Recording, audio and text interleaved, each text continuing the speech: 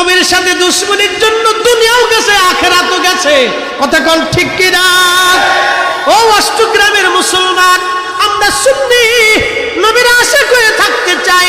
কেউ আমাদের সাথে থাকলেও নবীর পক্ষে, না থাকলেও নবীর পক্ষে, খাইলেও নবীর পক্ষে, না খাইলেও নবীর পক্ষে, বিবি থাকলেও নবীর পক্ষে, না থাকলেও নবীর পক্ষে, ভাই থাকলেও নবীর পক্ষে, না থাকলেও নবীর পক্ষে, সমাজ থাকলেও নবীর পক্ষে, না থাকলেও নবীর পক্ষে, জীবন গেলেও নবীর পক্ষে, জীবন থাকলেও নবীর পক্ষে। হাত উঁচা করে বলুন ঠিক কিনা?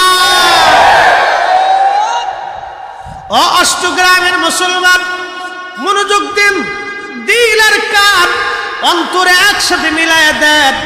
আমি শাহাদায়ে কারবালার মাঠের দিকে রওনা দিলাম। হযরত ইমাম হুসাইন রাদিয়াল্লাহু আনহু মদিনায় ইয়াজিদ চিঠি পাঠাইল মদিনার গভর্নরকে, হুসাইনকে বলো আমার বায়াত নিতে। ইমাম হুসাইন বললেন না, কোনো ফাসিক ফুজ্জার কাযযাবার মিথ্যাবাদীর কাছে হুসাইন মাথা নত করবে না। আমি আওলাদের রাসূল কোন বাতিলের কাছে আমি বায়াত নিতে পারি না। একবার জোরে বলা যাবে কি মারহাবা? কিন্তু গভর্নর বলল, যদি বায়াত না নেন তাহলে আপনাকে অ্যারেস্ট করা হবে, প্রয়োজন বোধে আপনার দেহ থেকে মাথা আলাদা করা হবে। ইমাম হুসাইন বুঝলেন মদিনা নিরাপদ না। উনি মদিনার থেকে মক্কায় চলে আসলেন।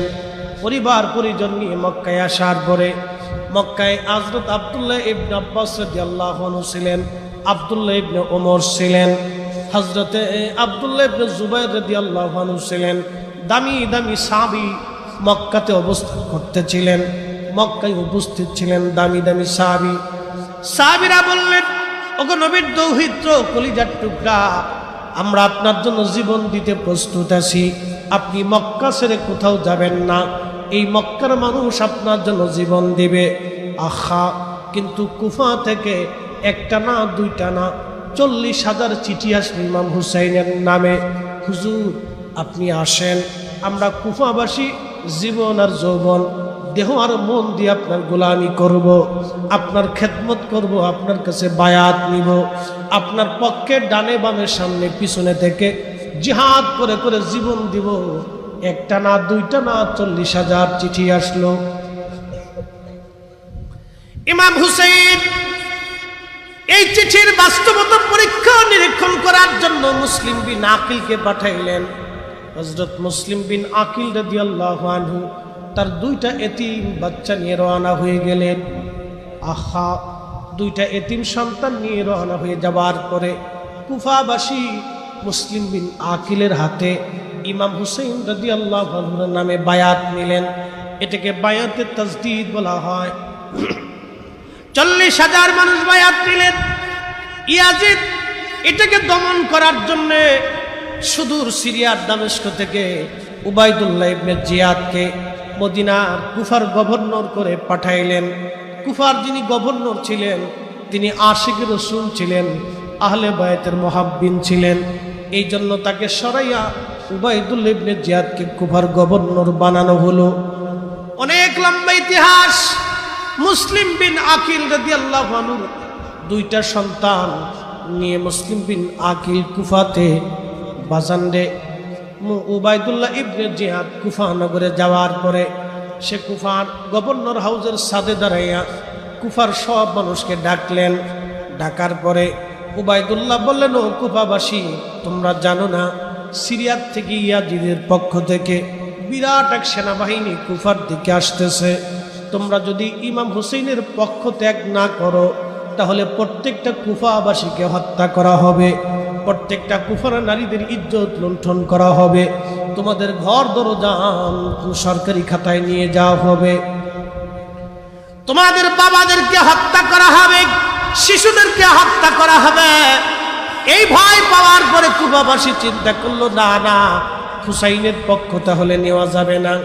মুসলিম বিন আকিল রাদিয়াল্লাহু আনহু গভর্নর হাউসের সামনে দাঁড়াইলেন 40,000 মানুষ নিয়ে। জোহর চলে গেল, মানুষ কমে যায়। আসর চলে গেল, মানুষ কমে যায়। মাগরিবের নামাজের সময় নামাজে দাঁড়াই গেলেন মুসলিম বিন আকিল। নামাজ শেষ করার পরে সালাম ফিরে দেখলেন মাত্র 30 জন মানুষ ওনার পিছনে আছে। বাকি হাজার হাজার গাদ্দারগুলি ওনার পিছন থেকে পালিয়ে চলে গেল। বাকি হাজার হাজার গাদ্দার পিছন থেকে পালিয়ে চলে গেল। মুসলিম বিন আকিল আহা একা হয়ে পড়লেন। 30 জনের দিকে তাকায় দেখলেন 30 জনও চলে যায়। মুসলিম বিন আকিল একটা কথা বললেন, তোমরা দাওয়াত করলে কিন্তু আমার পিছন দিক থেকে তোমরা চলে গেলা। হযরত মুসলিম বিন আকিল রাদিয়াল্লাহু আনহু, হযরত মুসলিম বিন আকিল রাদিয়াল্লাহু তাআলা আনহু, তিনাকে অনেক লম্বা ইতিহাস, ওনাকে ধরে নিয়ে আসা হলো। উবাইদুল্লাহ ইবনে জিয়াদ ওনাকে ধরে আনার পরে ওনাকে বেঁধে রাখলো। ওনার মুখের মধ্যে বারবার আঘাত করা হলো। আঘাতের কারণে ওনার ঠোঁট কেটে জমিনে পড়ে গিয়েছিল। আহা রক্তগুলি পড়তেছিল। ওনার শাহাদাত হয়ে যাবে। উবাইদুল্লাহ বলল, মুসলিম তোমাকে হত্যা করা হবে। মুসলিম বিন আকিল বলল, উবাইদুল্লাহ ইবনে জিয়াদ, রাসূলের আওলাদের পক্ষ থেকে যদি শাহাদাতের পেয়ালা নিতে পারি, এর চাইতে পরম সৌভাগ্য মুসলিম বিন আকিলের জীবনে আর কিছু হতে পারে না। একবার জোরে বলা যাবে আল্লাহু আকবার। অষ্টগ্রামের মুসলমান ইমানি জজ্বায় মুসলিম বিন আকিল সেই দিন কাবু হন নাই। মৃত্যুর প্রারম্ভে শাহাদাতের আগে একটু পানির আশা করেছিলেন, আমাকে একটু পানি দিবেন, কলিজায় আমার তৃষ্ণা লেগেছে। হযরত মুসলিম বিন আকিলকে পানি দেওয়া হলো। উনি যখন পানি মুখের কাছে নিলেন, ওনার এই কেটে যাওয়া ঠোঁট এবং মুখ থেকে রক্তগুলি পানির মধ্যে পড়ে রক্ত এবং পানিতে মিশে গেল। মুসলিম বিন আকিল ওই পানিগুলি ফেলে দিয়ে বললেন, না বুঝছি আমার নসিবে শেষ সময় আজ আর পানি নাই, তবে আমি কিছুক্ষণ পরেই তো শাহাদাতের পেয়ালা নিব। রহমতের নবীর সঙ্গে জান্নাতে একসঙ্গে হাউজে কাউসারের পানি পান করে নেব। মুসলিম বিন আকিলকে ছাদের উপরে নিয়ে যাওয়া হলো। ছাদের উপর থেকে ওনাকে ফেলে দেওয়া হলো। নির্মমভাবে তাকে হত্যা করা হলো। তার দেহ থেকে মাথা কেটে আলাদা করে গভর্নর হাউজের সামনে ঝুলিয়ে রাখা হলো। মুসলিম বিন আকিল রাদিয়াল্লাহু আনহুর 2টা সন্তান তখন কাজী সুরাই ছিল, ওই কুফার প্রধান বিচারক। কাজী সুরাইয়ের কাছে গোপনে মুসলিম বিন আকিল অনুরোধ করলেন, হো কাজী সুরাই, জানি আপনার অন্তরে আহলে বাইতের মহব্বত আছে। আমার 2টা সন্তান রসুলের বংশধর, নবীর কলিজার টুকরা, একটু দয়া করে মদিনায় পৌঁছে দেওয়ার ব্যবস্থা করবেন। ওর মা নাই, আজ আমি শহীদ হয়ে যাচ্ছি, মেহেরবানি করে আমার এতিম সন্তানদেরকে মদিনায় পৌঁছায় দিবেন। এই কথা বলে কাজী সুরাইয়ের কাছে যখন বাচ্চা দুটি দিয়ে দিলেন, কাজী সুরাই চিন্তা করলেন, না আমার জীবন চলে যাবে, তারপরেই বাচ্চাদেরকে আমি মদিনার দিকে পৌঁছানোর ব্যবস্থা করব। বাজানো খুব মনোযোগ দিয়েন। কাজী সুরাই উনি এই বাচ্চাদেরকে পার করে দেওয়ার জন্যে কাজী সুরাই রহিমাহুল্লাহ, আল্লাহ তাকে জান্নাতের উচ্চ মাকাম দিন, তিনি তার ওই গোলামের মাধ্যমে বাচ্চা দুটিকে কাফেলার পথ ধরাই দিলেন। কিন্তু তারা কাফেলা পেল না। কাফেলা না পেলে কি হবে? কিন্তু কুফার গভর্নর হাউজের ওই যে সৈন্যরা তাদেরকে ধরে ফেললো, নিয়ে আসলো, জেলখানার মধ্যে রেখে দেওয়া হলো। উবাইদুল্লাহ বলল, এদের 2 জনের ব্যবস্থা আমি ইয়াজিদের কাছে চিঠি লিখবো, তাদের যে ফয়সালা ইয়াজিদ করতে বলে সে ফয়সালা করব। মুসলিম বিন আকিলের 2টা ছেলেকে জেলখানার মধ্যে রাখা হলো। কিন্তু যিনি জেলার ছিলেন, এই জেলার আবার আশিক রসুল ছিলেন। জেলারের মন কেঁদে উঠল না, নবীর আওলাদ বংশধর এই জেলখানার মধ্যে থাকতে পারে না, আমার চাকরি যাক বা থাক, এই 2টা সন্তানকে আমি মদিনায় পৌঁছাই দিব। রাতের আধারে জেলার তাদেরকে জেলখানার থেকে বের করে নিয়ে মদিনার পথ ধরার জন্যে, কাফেলা ধরার জন্য নিয়ে গেলেন। কিন্তু কাফেলা পাওয়া গেল না। কিন্তু কাফেলা না পেলে কি হবে? কাফেলার মানুষের পদচিহ্ন পাওয়া গেল। পদচিহ্ন পাওয়ার পরে মুসলিম বিন আকিলের 2টি সন্তানকে তাদের পদচিহ্ন দেখায় বলা হলো, যান আপনি এই রাস্তা দিয়ে হেঁটে যাবেন দ্রুত গতিতে, যদি চেষ্টা করেন ভাগ্য ভালো হয় পেলেও আপনি মদিনার কাফেলাটা পেয়ে যেতে পারেন। দুইজন ছোট্ট ছেলে সারা রাত্র ঘুরে ঘুরে ঘুরে ঘুরে যখন সকাল হলো তখন তারা দেখলো না আমরা আর কাফেলা পেলাম না। সকাল হয়ে ঘুরে দেখলো সারা মরু অঞ্চল, সারা রাস্তা ঘুরে ঘুরে ঘুরে ঘুরে তারা সেই কুফার এলাকা যেখান থেকে রওনা দিয়েছিল তারা আশেপাশে একটা কুয়া, এই কুয়ার পাশে একটা ঝোপ আছে, জঙ্গল আছে, এই জঙ্গলের মধ্যে তারা লুকাইলো দুই ভাই। সকালবেলা এক মহিলা গেছে পানি আনার জন্য, পানি আনতে যেয়ে দেখলো দুইটা ফুটফুটে সুন্দর বাচ্চা তারা এই কুয়ার পাশে বসে আছে। জিজ্ঞেস করলো তোমরা কারা? পরিচয় দিতে চায় না, বলে বলো আমি ক্ষতি করব না, বলো তোমরা কারা? বলতেছে আমরা নবীর আওলাদ মুসলিম বিন আকিল রাদিয়াল্লাহু আনহুর এতিম সন্তান।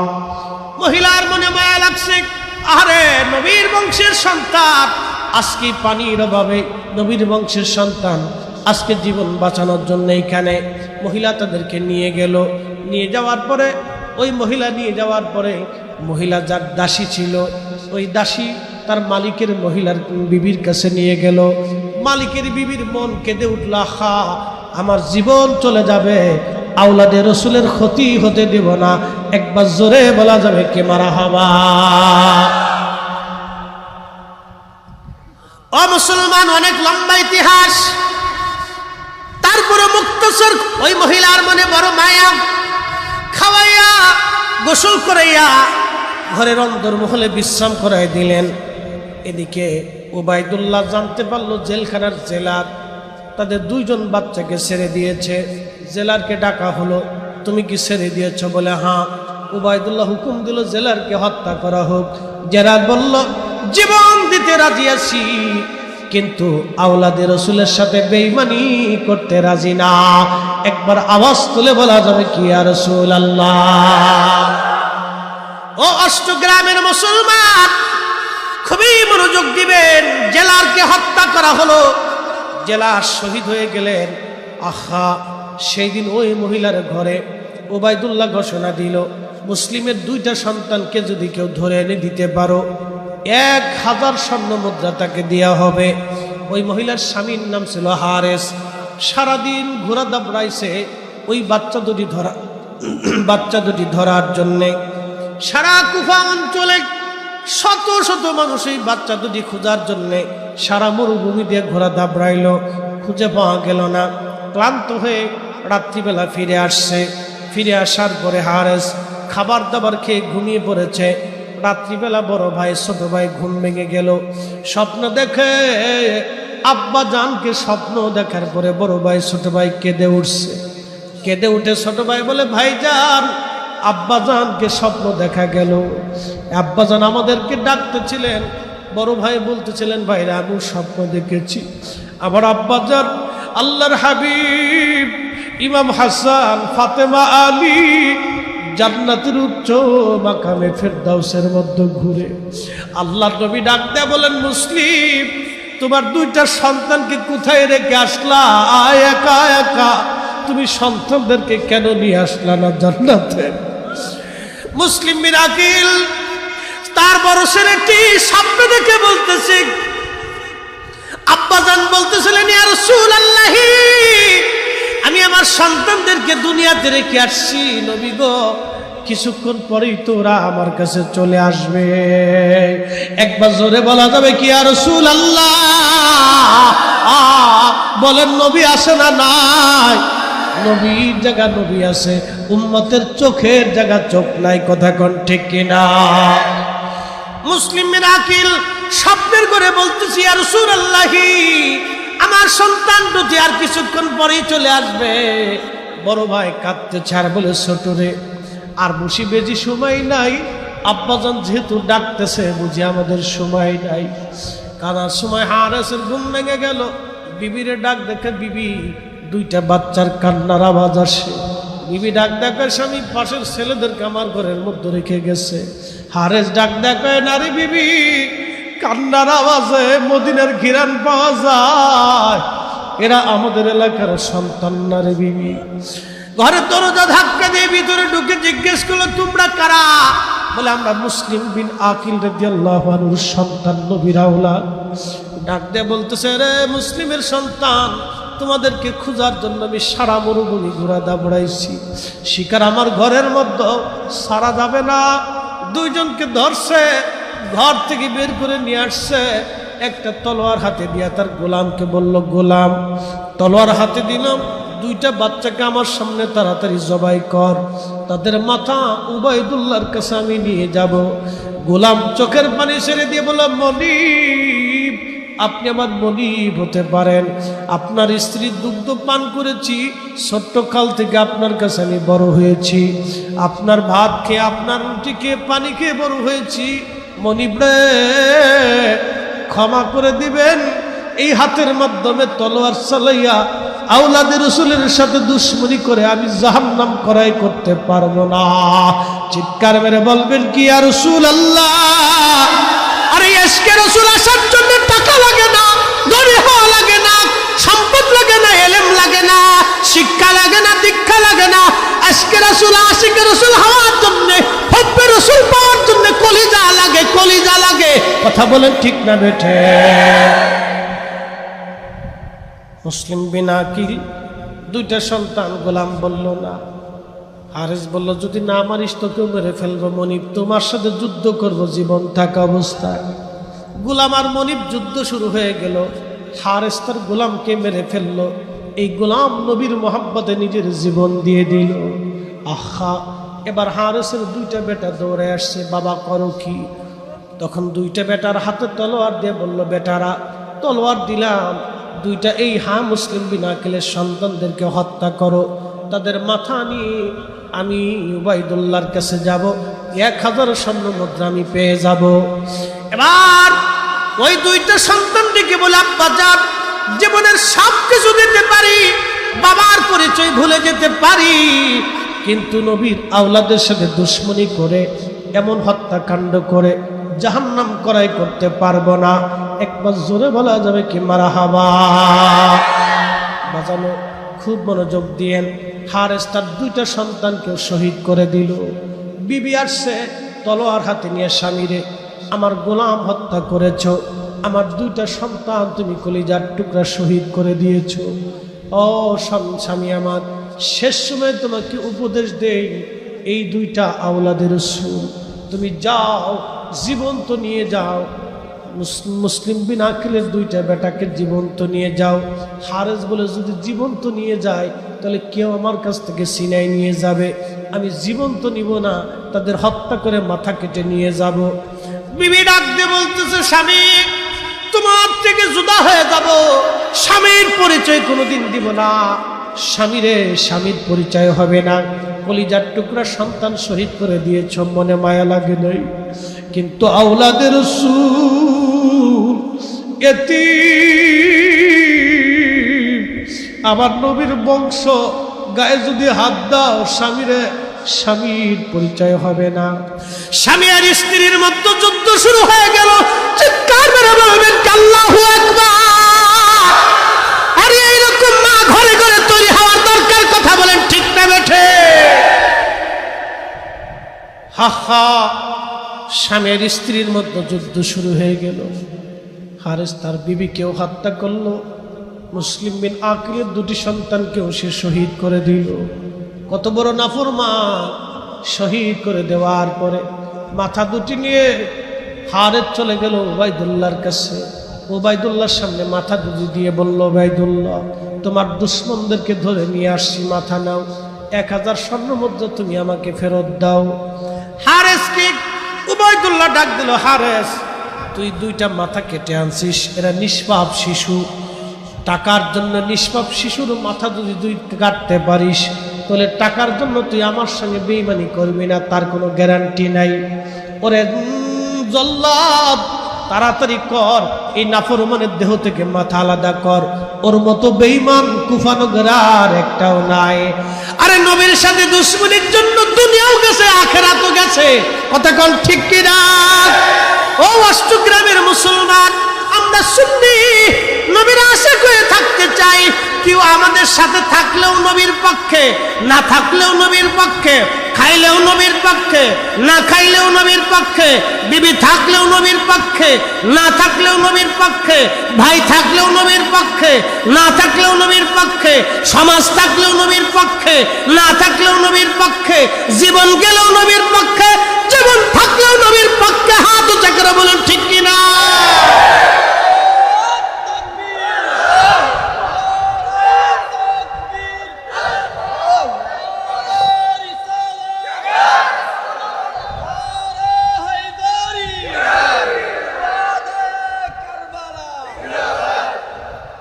বাবা মুসলমান, অনেক লম্বা ওয়াজ। মুসলিম বিন আকিল শহীদ হলো, দুইটা বাচ্চা শহীদ হয়ে গেল। আরে দুইটা সন্তান শহীদ হয়ে যাওয়ার পরে মুসলিম বিন আকিল যখন শহীদ হয় তখন একটা কথা বারবার বলেছিল, ও কুফাবাসী, তোমাদের মধ্যে যদি আমানতদারি থাকে তাহলে আমি চিঠি লিখেছিলাম ইমাম হোসেনকে কুফায় আসার জন্য, তোমরা আর একটা চিঠি পাঠাও, ইমাম হোসেন যেন কুফায় না আসে, কুফার মানুষ বেঈমানি করে ফেলেছে। কিন্তু ওইদিকে ইমাম হোসেন তো রওনা করলেন।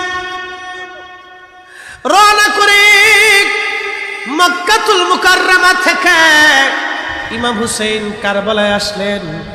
আহা, প্রথম মুহররম থেকে 7ই মুহররম পর্যন্ত কারবালায় আস্তে আস্তে সৈন্য বাড়তে বাড়তে ইয়াজিদের 22,000 সৈন্য সারা কারবালা ঘিরে ফেলে দিল। ইমাম হুসাইনের পক্ষে মাত্র 100 জন মহিলা পুরুষ দিয়ে 72 জন পুরুষ, বাকিরা নারী।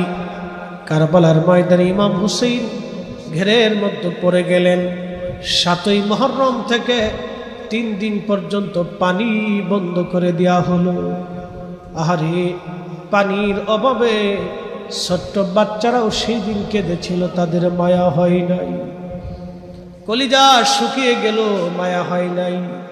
আহা, কি বলবো, ভাষা হারিয়ে ফেলেছি।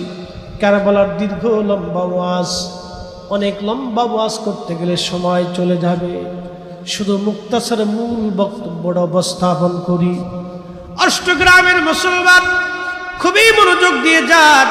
হযরত ইমাম হুসাইন রাদিয়াল্লাহু তাআলা আনহু উনি 10ই মুহররম এক এক করে সব শহীদ হতে হতে হতে হতে সব শহীদ হয়ে গেলেন। হযরতে আব্বাস আলামদার রাদিয়াল্লাহু আনহুর হাতে কালেমার পতাকা ছিল। হযরত আব্বাস আলামদার কালেমার পতাকা হাতে করে নিয়ে আসছে। এসে বললেন, ভাইজান, আপনি আমাকে কালেমার পতাকা দিয়েছিলেন আর বলেছিলেন নানার পতাকা যেন জমিনের মধ্যে পড়ে না যায়। আমি আমার জীবনের শেষ সময় পর্যন্ত চেষ্টা করেছি এই পতাকা যেন জমিনের মধ্যে না পড়ে। ভাইজান, পতাকা আপনাকে ফেরত দিয়ে দিলাম, আপনি আমাকে একটা মশক দেন। বলে, রে কেন আব্বাস আলামদার, মশক দিয়ে তুমি কি করবা? আব্বাস আলামদার বললেন, হুজুর, জয়নুল আবিদিনের কান্নার আওয়াজ আসলে আমার কলিজাগুলি বারবার ছিঁড়ে চলে আসে। শিশু আলী আসগরের কান্নার আওয়াজ আসলে আমার কলিজায় আর মানে না। আমি 1000 বার শহীদ হলেও আমার এত কষ্ট হতো না যখন জয়নুলের কান্নার আওয়াজ আসে। হুজুর, আমাকে মশক দেন, ফোরাত থেকে পানি আনার জন্য যাব। হযরত ইমাম হুসেন বললেন, ওরা তোমাকে শহীদ করে দিবে।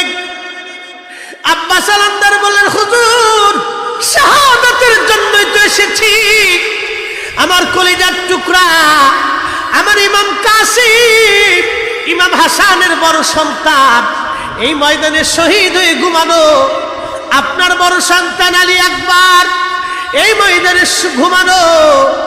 আমার কত সঙ্গীরা এই ময়দানে ঘুমিয়ে আসে শাহাদাতের তৃষ্ণা নিয়ে।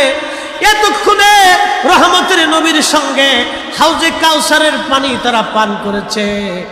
হুজুর, আমি শাহাদাতের লিপ্সায় তো আছি, আমাকে একটু সুযোগ করে দেন, আমি পানি আনার জন্য চেষ্টা করি। হযরতে ইমাম হুসেন একটা মশক তাকে দিয়ে দিলেন। মশক হাতে নিয়ে 22,000 ইয়াজিদের সৈন্যের সামনে ফোরাতের তীরে দাঁড়িয়ে গেলেন। জিজ্ঞেস করলেন, হে ইয়াজিদের সৈন্যরা, তোমরা কি মুসলমান? ওরা বলল, হ্যাঁ আমরা মুসলিম। হযরত আব্বাস আলামদার বললেন, যদি মুসলমান হও, এই যে পানির মশক আনছি, ইমাম পরিবারের জন্য একটু পানির আশা। শোনো হে, জয়নুল আবেদিনের কান্নার আওয়াজ আসলে আমার কলিজা ছিঁড়ে আসে। আমার নবীর পরিবার আজকে পানিবিহীন, আজকে তাদের কলিজা পর্যন্ত শুকায় গেছে, কারো জিহ্বা পর্যন্ত শুকায় গেছে, একটু পানি দিবি? সেই দিন ওরা জবাব দিল, আব্বাস, জীবন নিয়ে যদি চলে যেতে চাও তো ফিরে যাও, আমরা ইমাম পরিবারে কোনো পানি তোমার কাছে দেব না। আহারে, হযরত আব্বাস আলামদার বললেন, তাহলে বুঝতে পারলাম সহজ কথায় কাজ হবে না, তলোয়ার ছাড়া ফয়সালা হবে না। বীর মুজাহিদ তলোয়ার চালাইতে লাগলেন। কঠিন ইশকে রাসূল কলিজার ভিতরে, আহা, রাসূলের বংশ, নবীর রক্তধারা কলিজার মধ্যে প্রচন্ড যুদ্ধ করতেছিলেন। শত শত বেঈমানকে জাহান্নামে পাঠাইয়া ফোরাত নদীর মধ্যে ঝাঁপিয়ে পড়লেন। আব্বাস আলামদার পানির মশকে পানি ঢুকাইলেন, অঞ্জলি ভরে পানি পান করতে যাবেন। ঠিক এমন সময় মনে পড়ল, আহা, ইমাম কাসেম পানিবিহীন শহীদ হয়ে গেছে, আলী আকবর পানিবিহীন শহীদ হয়ে গেছে। আহা, আমার কত সাথীরা পানিবিহীন ওই ময়দানে ঘুমাই রইছে। আমার হুসাইন পানি পান না করে এখনো ময়দানে দাঁড়িয়েছে। আমি আব্বাস আলামদার না, আমার হুসাইন রে পানি পান না করে আমি পানি পান করব না। পানির মশক বাম হাতের মধ্যে ঝুলাইয়া, পানির ফিতা বাম হাতের মধ্যে ঝুলাইয়া ঘোড়ার পিঠে চড়ে আবার রওনা। ইয়াজিদ শিবির থেকে আওয়াজ আসলো, আব্বাস আলামদার এই পানি নিয়ে যেন কোনো মতে সে কুফানগরে ইমাম শিবিরে যখন ফিরে যেতে না পারে, সেই কারবালায় ইমাম শিবিরে যেন এই পানি ফিরে না যায়, যে কোনো মূল্যেই এই আব্বাস আলামদারকে বধ করতে হবে। হযরত আব্বাস তো আলামদার তো দমে যাওয়ার বেটা ছিলেন না। বীর মুজাহিদ, যুবকেরা শুনিয়া নাও, আওলাদের রাসূলের পক্ষে, নবীর পক্ষে আমাদেরকে এক একজন আব্বাস আলামদারের মতো হতে হবে। কথা বলেন ঠিক কিনা? শুনিয়া যান, প্রচন্ড জিহাদ করতেছিলেন একা একা। 22,000 ইয়াজিদি দুশমনদের সামনে, হুসাইনি দুশমনের সামনে দাঁড়ানো, একা লড়াই করতেছিলেন। বেঈমানের দল উনার বাম হাতের পিছন দিক থেকে বাম হাতের কাঁধে আঘাত করলো পানির মশক ফেলে দেওয়ার জন্যে। যুবক রে, আহা, আব্বাস আলামদার সেই দিনের তাগড়া যুবক, আল্লাহ রসুলের পক্ষে, ইমাম হুসেইনের পক্ষে উনার বাম হাত থেকে, দেহ থেকে, বাহু থেকে হাতটা কেটে আলাদা হয়ে জমিনের মধ্যে পড়ে গেল। পানির মশকের ফিতাটা উনি ডান হাত দিয়ে চেপে ধরলেন। হাত নাই, হাতের মায়া করেন নাই, জীবনের মায়া করেন নাই। রক্ত অনর্গল ধারায় পড়তেছিল, রক্ত বন্ধ করার চিন্তা করেন নাই। ডান হাত দিয়ে পানির মশকখানা ঝুলাইয়া এক হাত দিয়ে তলোয়ার চালাইতেছিলেন। আহা, বেঈমানের দল আবার পিছন দিক থেকে তার ডান হাতের উপর আঘাত করল। ডান হাত কেটে জমিনের মধ্যে পড়ে গেছে রে অষ্টগ্রামের মুসলমান।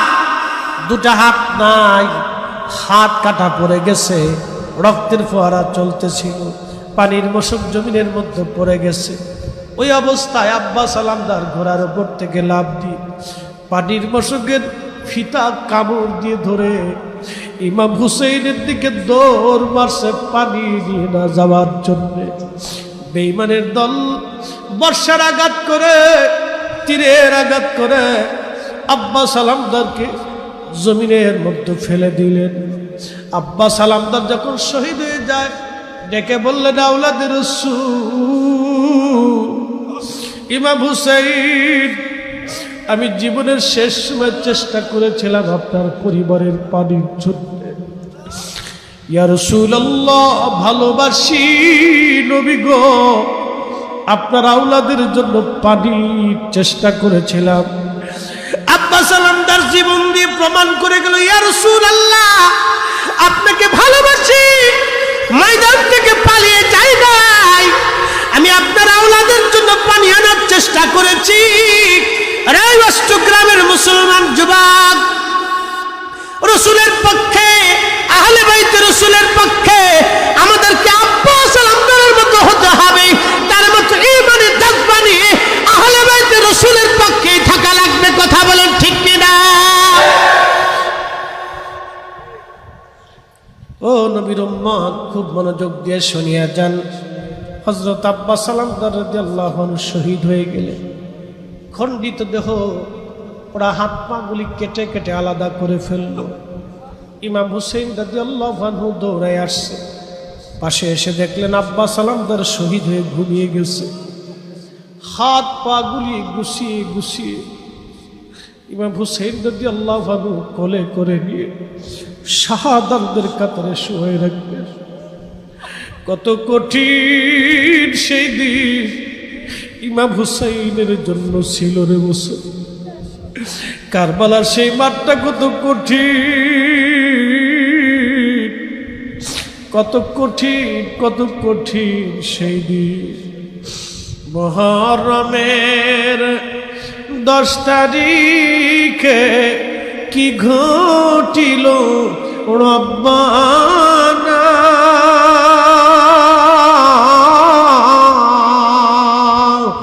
কলিজা ফাটিয়া যায় রে বলিতে সেই ঘটনা। হাসান শহীদ জহরেতে, হুসাইন শহীদ কারবালায়, জয়নাল আবদিন বন্দিরে রইল, এজিদের ওই জেলখানা। জয়নাল আবদিন বন্দিরে রইল, এজিদের ওই জেলখানায়। মুহররমের 10 তারিখে কি ঘটিল রব্বানা,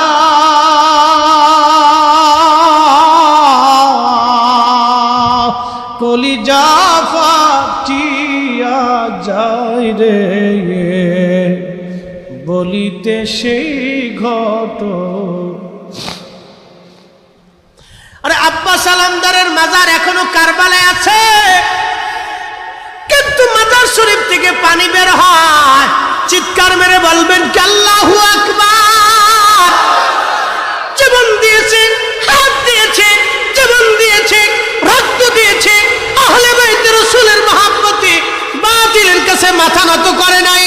এই অষ্টগ্রামের মুসলমান, আমাদের জীবন চলে যাবে, আহলে বাইত রাসূলের পক্ষে, নবীর ইজ্জতের পক্ষে নিজের জীবন দিব, কিন্তু মিথ্যার কাছে মাথা নত করব না। কথা বলেন ঠিক কিনা? মুহতারাম উপস্থিতি, অনেক বড় লম্বা ওয়াজ। আব্বাস আলমদার রাদিয়াল্লাহু আনহু শহীদ হয়ে গেলেন, অনেক বড় লম্বা ওয়াজ।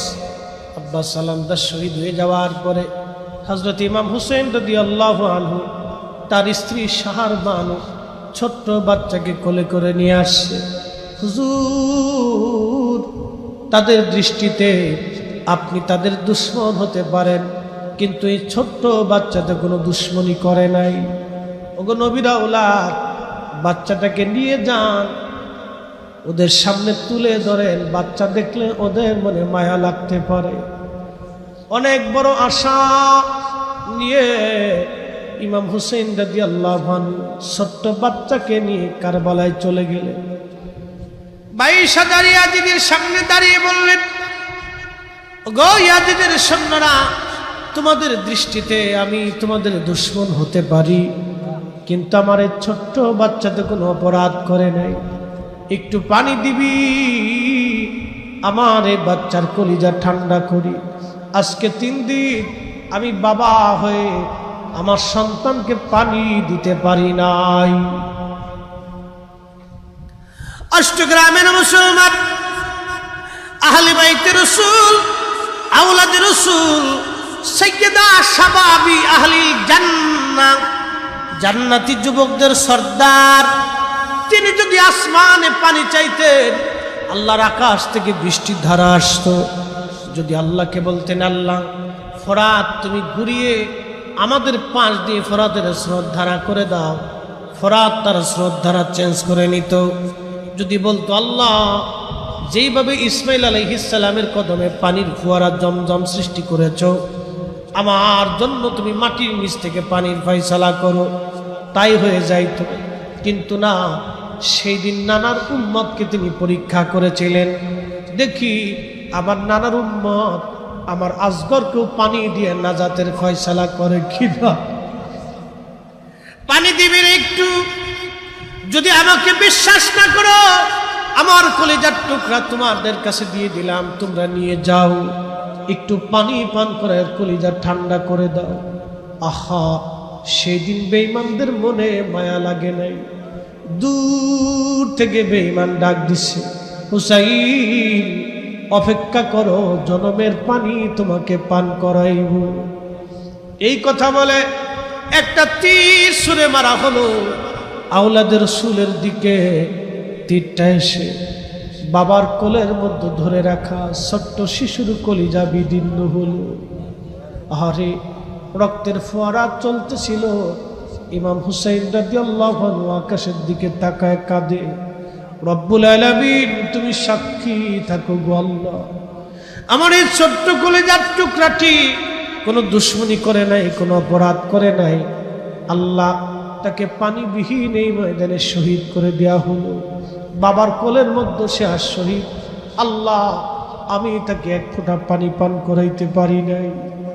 হযরত ইমাম হুসাইন ছোট্ট বাচ্চাটাকে কোলে করে তাঁবুর পাশে যে বলেন, বিবি আসো, বের হয়ে দেখো আমি আমার আলী আসগর কেমন পানি পান করাইছি, কোনদিন আর পানির জন্য তোমাকে বিরক্ত করবে না হে বিবি।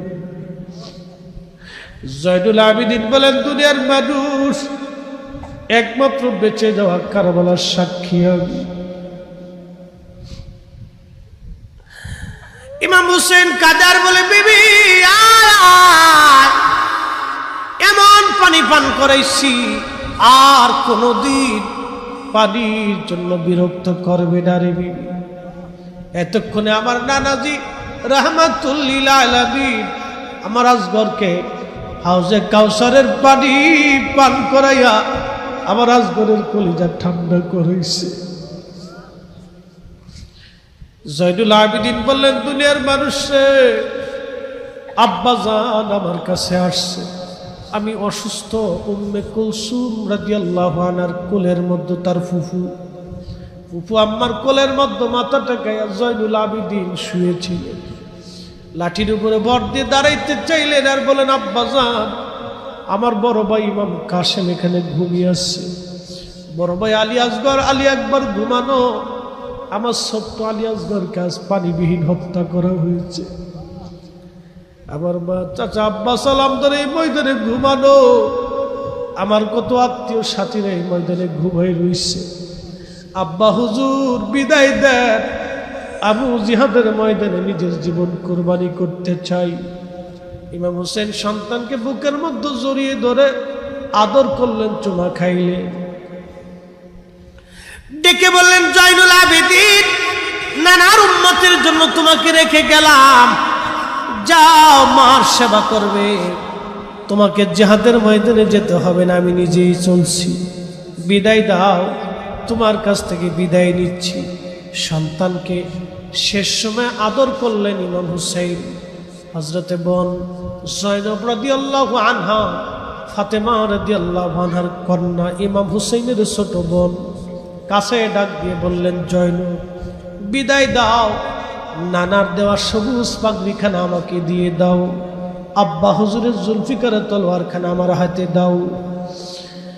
সাইয়্যিদুশ শুহাদা আমির হামজা রাদিয়াল্লাহু আনহু শরীরের বর্মটা আমার গায়ে পরাইয়া দাও। জয়নব রে, দুনিয়াতে আর দেখা হবে না, বিদায় নিচ্ছি। জয়নব রে, দুনিয়াতে আর দেখা হবে না, বিদায় নিচ্ছি। বিদায় দে রে বোন, আর দুনিয়ায় দেখা হবে না রে জয়নব। জয়নব ভাইয়ের বুকের মধ্যে মাথা থেকে কাঁদে আর বলে, ভাইজান, আব্বাজান রে হারাইছি, মা দুনিয়াতে নাই, বড় ভাইকে বিষ প্রয়োগ করে হত্যা করা হলো, শহীদ করা হলো। আপনাকে কুফানগরে দাওয়াত করে কারবালায় আনা হলো। আজকে 3 দিন পানির যন্ত্রণা দিল ওরা, আমার কলিজার টুকরা গুলিকে ওরা শহীদ করে দিল। আমার 5টা সন্তানই কারবালায় শহীদ। আমাদেরকে কার আমানতে রেখে যাচ্ছেন? ইমাম হোসেন বলতেছে, জয়নব রে, আল্লাহর আমানতে রেখে যাচ্ছি, চিন্তা করবি না, আল্লাহ তোমাদের জন্য সাহায্যকারী হবে। আরে ইমাম হোসেন ডাক দিয়ে বললেন, জয়নব রে, তোমার কাছে ওসিয়ত করছি 3টা, যদি সম্ভব হয় তুমি মানবে। প্রথম, আমার শাহাদাতের পরে ওরা আমার লাশের সাথে দুর্ব্যবহার করবে, আমার দেহটাকে খেটে খেটে আমার দেহের উপরে নির্যাতন করবে, জুলুম করবে। আমার সাকিনা, আমার মেয়ে আমাকে খুব ভালোবাসে, আমার সাকিনারে আমার লাশের পাশে যেতে দিবি না। এই দৃশ্য দেখলে আমার সাকিনা সহ্য করতে পারবে না। ধীরে ধীরে চালাও ছুরি সীমাত আমারি গলায়, জয়নাল আবেদিনের কান্দন শুনতে দাও আমায়। জয়নাল আবেদিনের কান্দন শুনতে দাও আমায়। ধীরে ধীরে চালাও ছুরি সীমার আমারি গলায়, জয়নাল আবেদিনের কান্দন শুনতে দাও আমায়। জয়নাল আবেদিনের কান্দন শুনতে দাও আমায়। আমার নানা নবী ছিল,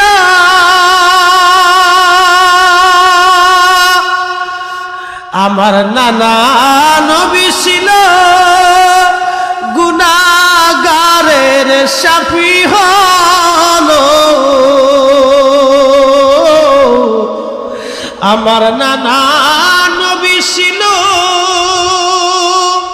গুনাহগারের শাফি হলো। সেই গলেতে চুমা দিত, সেই গলেতে চুমা দিত নানাজি সদায়। জয়নাল আবেদিনের কান্দন শুনতে দাও আমায়। জয়নাল আবেদিনের কান্দন শুনতে দাও আমায়। ধীরে ধীরে চালাও ছুরি সীমার, ধীরে ধীরে চালাও ছুরি সীমার আমারি গলায়। জয়নাল আবেদিনের কান্দন শুনতে দাও আমায়। জয়নাল আবেদিনের কান্দন শুনতে দাও আমায়।